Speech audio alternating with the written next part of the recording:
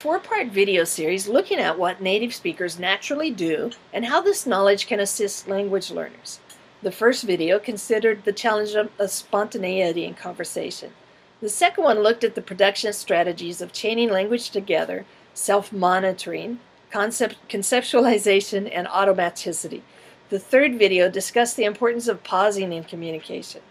Finally, this video will discuss the significance of turn-taking when managing a conversation. Turn-taking. How do native speakers manage conversational interaction? How does someone know when to talk? This is extremely cultural and will change depending upon where you are. In fact, I would guess it's different in different areas of the United States. But here are some general guidelines when dealing with English. First, silence will be filled. Americans have a hard time with silence. Even if they don't take the conversational turn away when you've paused too long, you may find them throwing words at you to try to get you to speak again. That being said, when you're finished with your turn, simply stop talking. Usually this includes a downward intonation, unless, of course, you're asking a question that needs upward intonation. But the presence of silence usually signals one turn is ended and someone else should take their turn. Second, usually in English, articulation turns are relatively short. Think in terms of a tennis game where the conversational ball is hit back and forth several times. Sometimes a longer story is tolerated, but it's not like some countries where the speaker can talk as long as they want without the listener interrupting. Therefore, when you conceive of your story, try a short version of it first. You can always add details to it, the add-on strategy, later. It's more likely that you will feel successful at communicating if you stick to short stories or information.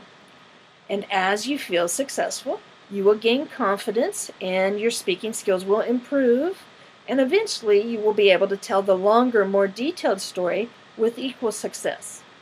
This is advice that non-native speakers can use as well as frustrated speakers. I'm sure all of you are noticing my self-monitoring, especially now that we've been talking about it. Sorry for all the mistakes I'm making. Third, be a good listener. If you want to get longer turns at talking, then you need to fulfill your role requirements as a listener. This means providing appropriate verbal and nonverbal feedback that you're listening. Non-verbally, this means looking at the speaker's eyes or face, possibly leaning forward if you're really interested.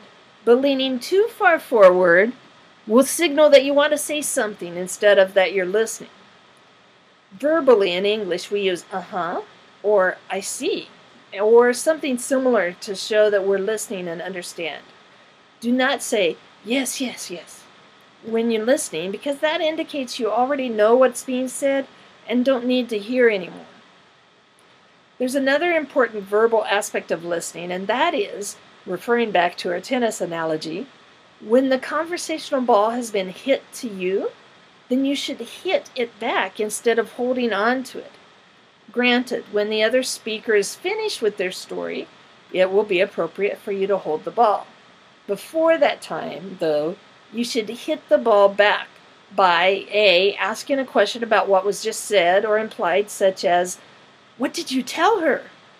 Or B, repeating what was just said with a rising intonation, indicating that you heard and you want more information, like, "She said you should mind your own business?" Or C, making a short comment on what was just said, such as, "That must have been frustrating for you." I find a little mini lesson about turn-taking most helpful right before students break into groups for the first couple of times in the semester. Group communication is extremely frustrating for many language learners, but having some help figuring out how to give and take turns in speaking can reduce some frustration.